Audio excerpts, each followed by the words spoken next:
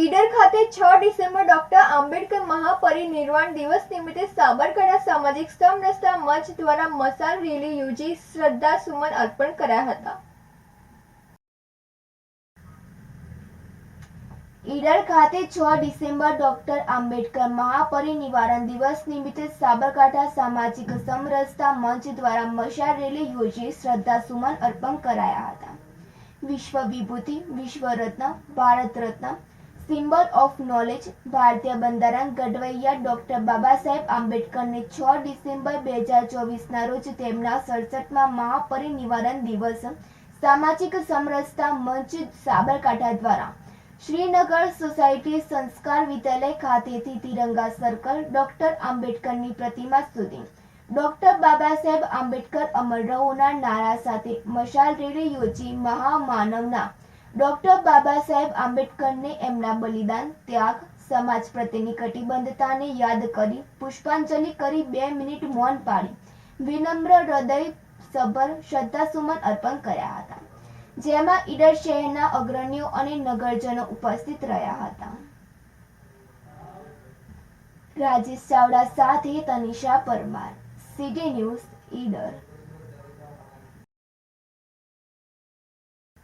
ભાભર તાલુકાના ખારા ગામે મહાકાળી માતાજીના મંદિર ખાતે રવિ કૃષિ મહોત્સવ 2024 તાલુકા કક્ષાનો કાર્યક્રમ યોજાયો હતો.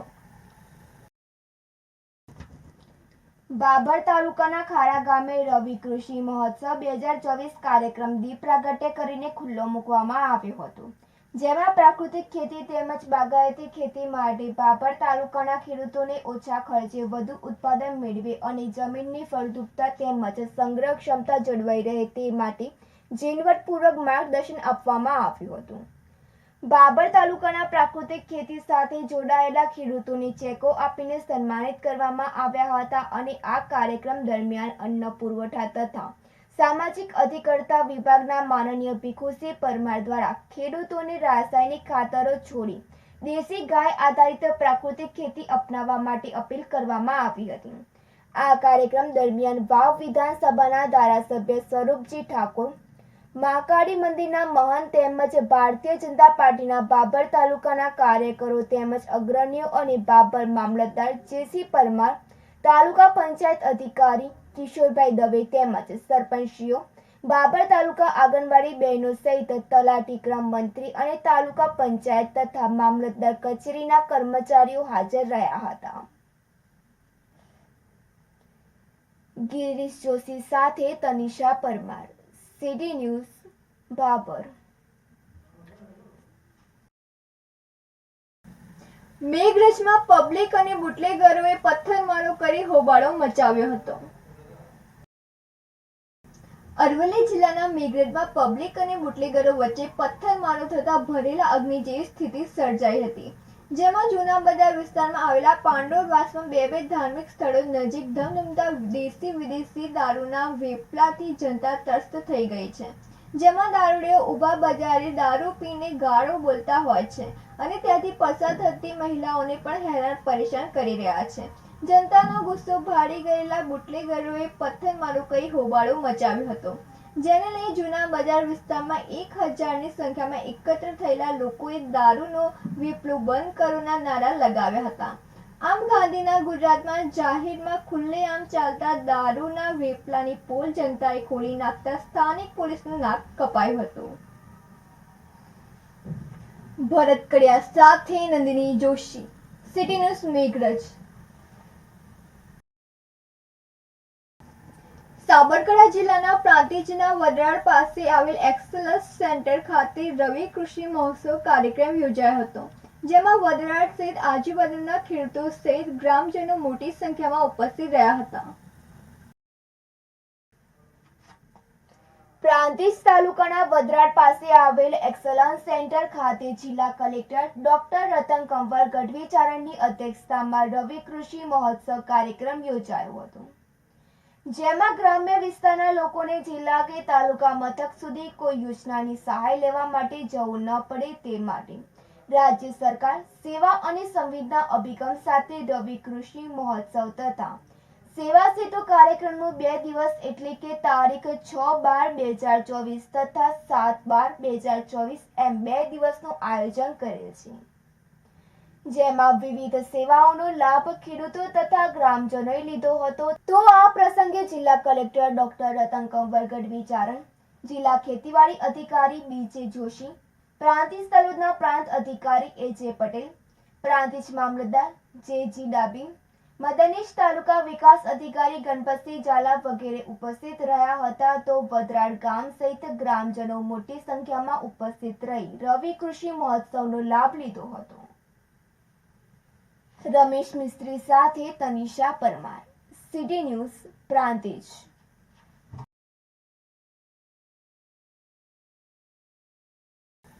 અરવલ્લી જિલ્લામાં જામાપુર સીમમાં CID ક્રાઇમ ગાંધીનગર ટીમે ખેતરમાંથી વાવેતર કરેલ ગાંજાની રેડ કરી હતી.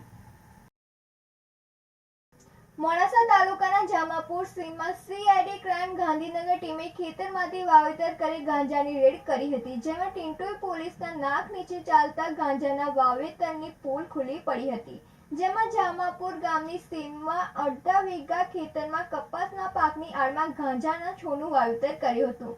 જો કે ખેતર માલિક આરોપી ભવાનજી અમરાજી પરમાર ઉંમર વર્ષ 62 ફરાર થઈ ગયા હતા અને CID ક્રાઇમ ગાંધીનગર ટીમે ગાંજાનો છોડ નંગ 7 વજન 16 કિલો 600 ગ્રામ કિંમત ₹1,60,600 મુદ્દામાલ કબજે કર્યો હતો.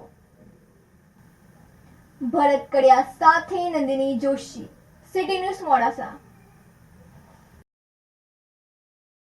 ખેડબ્રહ્મા સ્ટેટ હાઈવે ઉંડવા પાસે અકસ્માત સર્જાયો હતો. સાબરકાંઠા જિલ્લાના ખેડબ્રહ્મા સ્ટેટ હાઈવે ઉંડવા પાસે અકસ્માત સર્જાયો હતો, જેમાં વડાલી તાલુકાના કુબાધરાલ ગામના રાવત જય અમૃતભાઈને અકસ્માત નડ્યો હતો અને ઘટના સ્થળે જ તેમનું મોત નીપજ્યું હતું, જેમાં ટ્રેક્ટર અને બાઇક વચ્ચે અકસ્માત સર્જાતા આજુબાજુથી લોકોના ટોળેટોળા એકઠા થયા હતા. ત્યારબાદ પોલીસ સ્ટેશનની જાણ કરવામાં આવી હતી. આ બાબતે તેમના પરિવારજનોએ પોલીસ સ્ટેશનમાં ફરિયાદ દાખલ કરી અને પોલીસે આગળની કાર્યવાહી હાથ ધરી હતી, જેમાં ગાફલ ભરીને દોડાવતું ટ્રેક્ટર વિરોધી સામે ખેડબ્રહ્મા ખાતે ફરિયાદ દાખલ કરવામાં આવી હતી. આ મળતી માહિતી મુજબ મૃતક જય રાવત ઉંડવા પાસે શોરૂમમાં નોકરી કરતા હોવાનું જાણવા મળેલ છે. આબિદ ભુરા સાથે નંદિની જોશી, સિટી ન્યૂઝ, ખેડબ્રહ્મા. ઈડર તાલુકાના ભદ્રેશ્વર ગામની સીમના ગુહાઈ જળાશયના પાણીના વેગમાંથી અજાણ્યા પુરુષની લાશ મળી આવી હતી.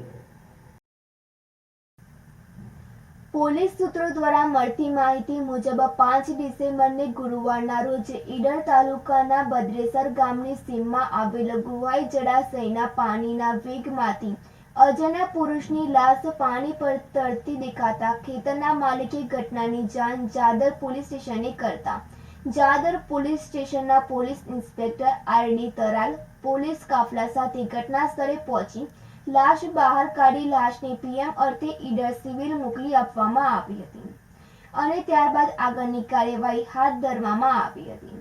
જ્યારે લાશનો મોઢાના ભાગ પ્લાસ્ટિકના થેલામાં ભરેલો હોય હત્યાનો બનાવ હોવાનું લોકોમાં ચર્ચાઈ રહ્યું છે.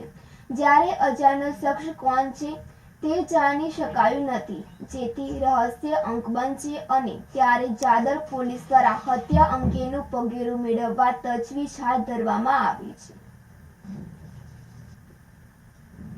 રાજેશ ચાવડા સાથે તનિષા પરમાર, સિટી ન્યૂઝ, ઈડર. તલોદ ખાતે 6 ડિસેમ્બર હોમગાર્ડ ડેની ઉજવણી કરવામાં આવી હતી. 6 ડિસેમ્બર 2024 તારીખ 6/10/2024 રોજ હોમગાર્ડ યુનિટ તલોદ ખાતે ઉજવવામાં આવેલ, જેમાં જિલ્લા કમાન્ડર N.M. ચૌહાણના માર્ગદર્શન હેઠળ તલોદ ખાતે સાક્ષરતા અભિયાન, જનજાગૃતિ અભિયાન, વ્યસન મુક્તિ રૂટ માર્ચ, રમતગમત સ્પર્ધા, સ્વચ્છતા અભિયાન જેવા કાર્યક્રમનું આયોજન કરેલ હતું, જેમાં ઓફિસર કમાન્ડિંગ રાજદીપસિંહ ઝાલા, પૂર્વ ઓફિસર રાજેન્દ્રસિંહ ઝાલા તથા તાજપુર OC રાજેન્દ્રસિંહ ઝાલા, NCO તેમજ હોમગાર્ડ જવાનો હાજર રહ્યા હતા.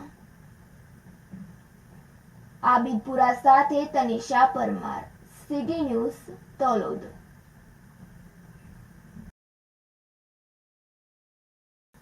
રાધનપુર ખાતે આવેલ રાપરિયા હનુમાનજી મંદિરની બાજુમાં આજથી 2 દિવસ માટે રવિ કૃષિ મહોત્સવનો પ્રારંભ થયો હતો.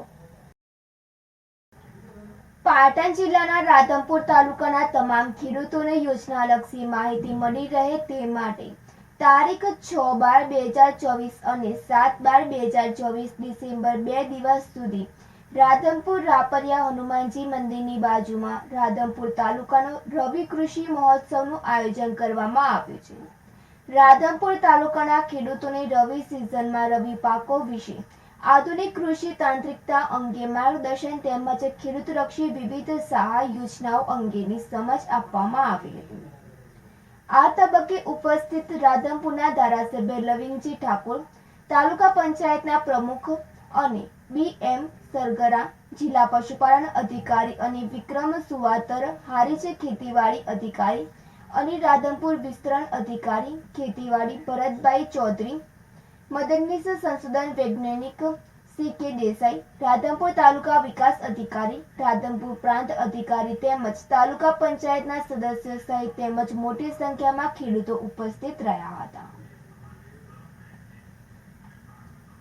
ભરત સથવારા સાથે તનિષા પરમાર, સિટી ન્યૂઝ રાધનપુર.